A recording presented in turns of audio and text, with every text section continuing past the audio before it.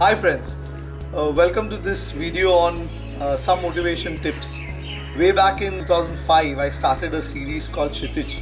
I would send in every week some motivational tips to a lot of the field force that I was training that time. And I thought of doing some video blogs on these motivational tips. So these motivational videos have been something that have inspired me as well as many of my colleagues. And I thought about, and these are timeless stories, but some of these stories still linger and add a lot of value, make you excited, keep you you are able to look at certain negatives, builds in a lot of positivity in you, and this is what I'm trying to communicate through these videos. I'm going to talk about this one little story that I heard. This is a story about Max Planck. In 1918 or 1915, he earned a Nobel Prize for physics, and this was in the realm of quantum physics that he talked about.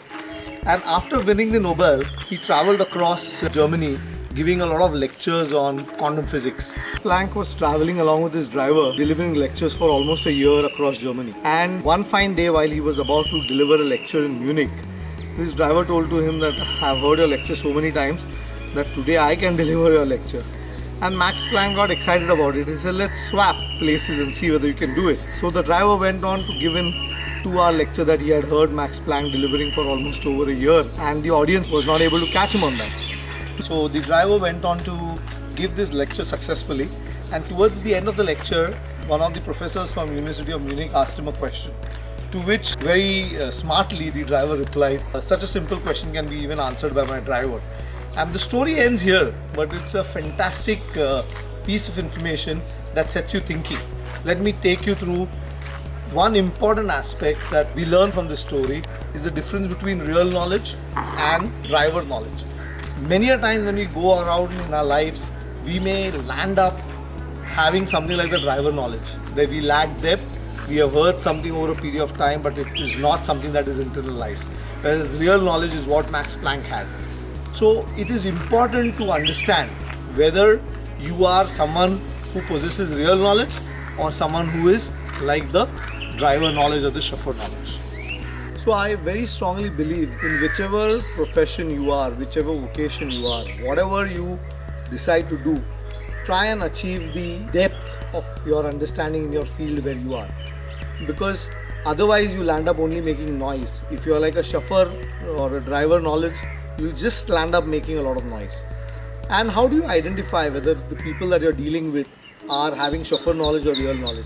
The trick is very simple, and one of the articles that I was reading from where I picked up this story, the author mentions this very clearly. He says that real knowledge, if you talk to a person with real knowledge, you will hear him say, I don't know, several times, and almost with pride and with confidence. Whereas someone who's got a chauffeur knowledge has got answers to every question that you give it to him.